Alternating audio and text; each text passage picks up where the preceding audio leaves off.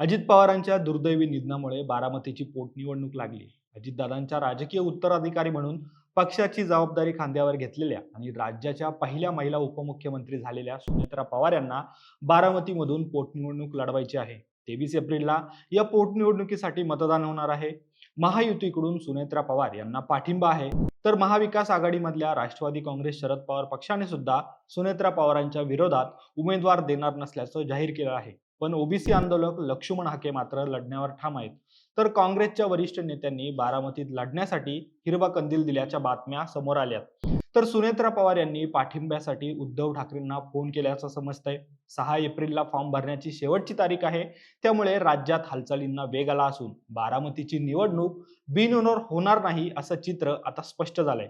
पण कोणी कितीही विरोध केला आणि काहीही केलं तरी बारामतीच्या आमदार सुनेत्रा पवारच होणार हे नक्की. आता तुम्ही म्हणाल, अजित पवार गेल्यामुळे वातावरण भावनिक आहे, त्यामुळे सुनेत्रा पवार आमदार होण्यात काहीच अडचण नाही. पण हे झालं एक कारण. पण सुनेत्रा पवारच निवडून येतील यामागं आणखी 3 कारणं आहेत. ही कारणं नेमकी कोणती आहेत जाणून घेऊ या व्हिडिओच्या माध्यमातून. नमस्कार, मी अरविंद आणि तुम्ही पाहतात महाराष्ट्र कट्टा.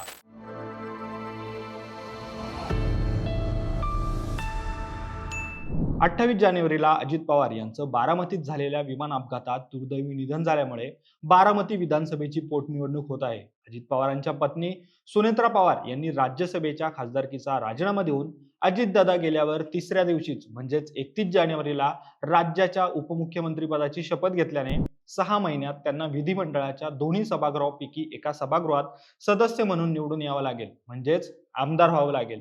आणि म्हणूनच सुनेत्रा पवार आमदारकीसाठी बारामतीची पोटनिवडणूक लढणार आहेत. पण बारामतीची ही पोटनिवडणूक बिनविरोध होण्याची शक्यता जवळपास मावळली आहे असं म्हणता येईल. कारण उपमुख्यमंत्री सुनेत्रा पवार यांच्या विरोधात अपक्ष म्हणून ओबीसी आंदोलक लक्ष्मण हाके आणि काँग्रेसकडून उमेदवार देण्यात येणार आहे. काँग्रेसला वंचित बहुजन आघाडीकडनं आणि महादेव जानकर यांच्या राष्ट्रीय समाज पक्षासोबतच इतरांनी पाठिंबा दिला आहे.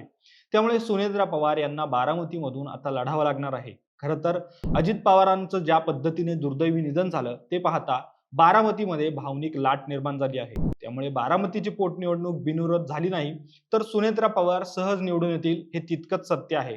पण सुनेत्रा पवार फक्त भावनिक लाट आहे म्हणून निवडून येतील असं नाही, तर सुनेत्रा पवार बारामतीच्या आमदार होतील यामागचं पहिलं कारण म्हणजे पवार कुटुंबाची एकी. पवार कुटुंब म्हणून जरी पक्षाचे 2 गट झाले असले तरी अजितदादांच्या जाण्याने पवार कुटुंबावर दुःखाचा डोंगर कोसळला होता.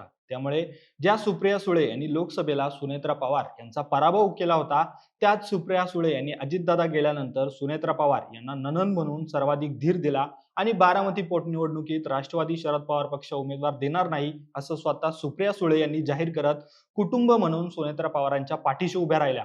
यानंतरचं दुसरं कारण आहे ते म्हणजे पवार कुटुंबाचं आणि बारामती मधल्या जनतेचं नातं. कारण बारामती हा पवार घराण्याचा अभेद्य राजकीय बालेकिल्ला आहे. ज्येष्ठ नेते शरद पवार यांनी पहिल्यांदा आमदार झाल्यापासून बारामतीत कृषी, औद्योगिक आणि शैक्षणिक केंद्र विकसित करण्यावर भर दिला.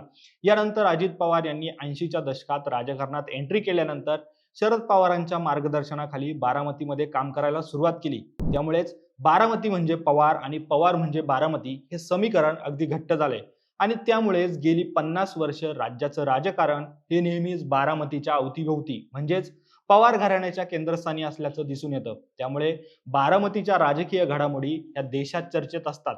तर सुनेत्रा पवारच आमदार म्हणून निवडून येण्यामागचं तिसरं कारण आहे ते म्हणजे अजित पवारांचं काम आणि त्यासोबतच स्वतः सुनेत्रा पवार यांचं महिलांमध्ये असणारं नेटवर्क. मी कामाचा माणूस आहे असं म्हणणाऱ्या अजित पवारांनी बारामतीत मोठ्या प्रमाणात केलेल्या विकास कामांमुळे बारामतीचा चेहरा मोहरा बदलला आहे. त्यामुळे राज्यातला नंबर 1चा विकसित तालुका म्हणजे बारामती ही ओळख अजित पवारांनीच बारामतीला मिळवून दिली आहे. त्यामुळे शरद पवारांनंतर अजित पवारांच्या शब्दाला बारामतीत वजन होतं. पण राज्यात उपमुख्यमंत्री म्हणून काम करत असताना आणि निवडणुकीवेळी राज्यात प्रचारासाठी फिरणाऱ्या अजित पवारांच्या बारामतीमधली सगळी कामं आणि दादांचा प्रचार करत होत्या त्या सुनेत्रा वहिनीच. पण याचा अर्थ असा नाही की सुनेत्रा पवार म्हणजे केवळ अजितदादांच्या पत्नी आणि राजकीय वारसदार आहेत. तर सुनेत्रा पवारांनी बारामतीकरांसाठी गेल्या 41 वर्षापासून विकासाच्या वाटेवर अजित पवारांच्या सोबत चालणाऱ्या त्या खंबीर नेतृत्व आहेत. या 41 वर्षात सुनेत्रा पवार यांनी सामाजिक काम करून बारामतीच्या मातीत स्वतःला असं काही रुजवलं आहे की शरद पवार आणि अजित पवार यांच्या नावाइतकीच त्यांचीही कर्तबगारी या बारामतीच्या कानाकोपऱ्यात दिसून येते.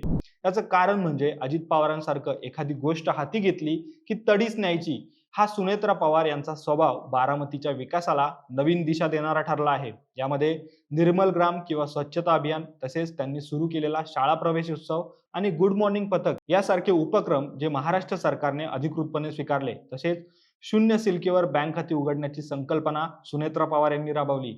यासोबतच घराच्या दारावर महिलांच्या नावाच्या पाट्या लावून त्यांनी महिलांना घराचं खरं मालक बनवलं. तसेच मोतीबिंदू शस्त्रक्रिया, वृक्षारोपण, ओढाखोलीकरण, महिलांमध्ये कर्करोगाविषयी जागृती इत्यादी उपक्रम सुनेत्रा पवारांनी राबवले. तर बारामती टेक्सटाईल पार्कच्या अध्यक्षपदाच्या माध्यमातून त्यांनी बारामतीमधल्या 60,000 पेक्षा जास्त महिलांना रोजगार मिळवून दिला.